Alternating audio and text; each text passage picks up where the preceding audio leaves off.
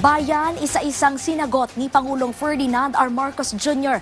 ang pagdawit sa Malacanang sa mga kontrobersyal na isyu sa Senado. Ang sabi pa ng Pangulo, nakakatakot at hindi niya inakala na malulugmok sa napakababang level ang mataas na kapulungan. Yan ang ulat ni Kenneth Pasyente.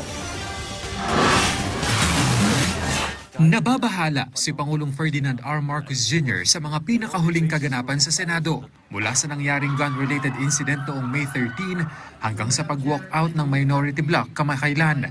Malayuan niya ito sa lagay ng Senado noong siya ay senador pa lamang. I watched with horror that this is the Senate, that the Senate has become this. It's about work. It's not about personalities. Nagbago eh. Tapos, narating pa tayo sa putukan, tapos fake pala yung putukan, tapos hindi ko maintindihan.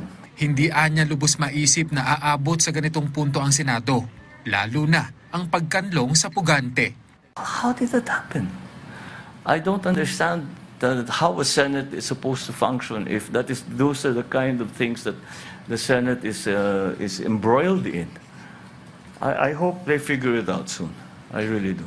Itinanggi rin ng presidente ang alegasyon na tinatarget umano ng pamahalaan ng majority bloc kasunod ng serye ng mga kasong inihahain laban sa mga senador na miyembro nito.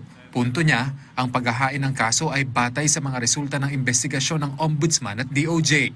Hindi ko alam kung paano napunta na sinasabi na yung majority ngayon ang tinatarget. Dahil kung tutusin ninyo, hindi sila majority noon.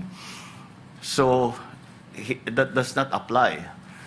It was because of the allegations that were made and the investigations that were conducted upon learning of those allegations against kung sino man.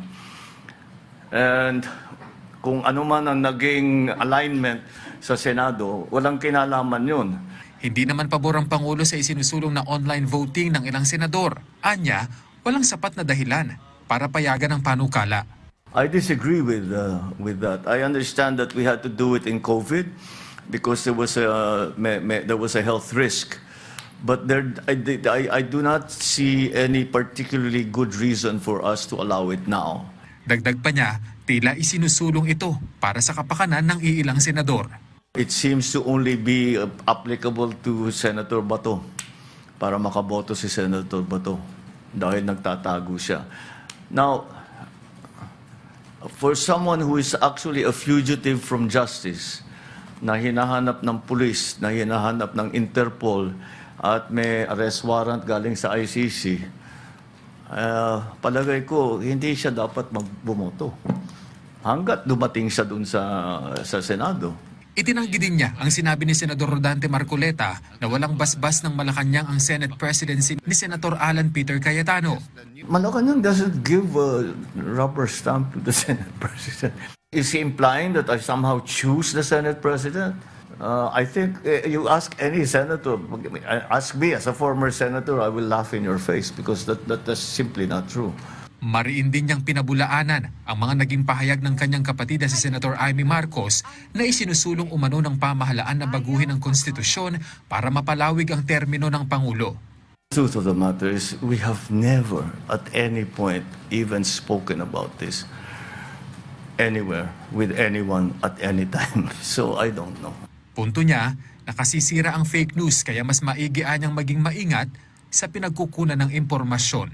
Kenneth Pasyente para sa Pambansang TV sa Bagong Pilipinas.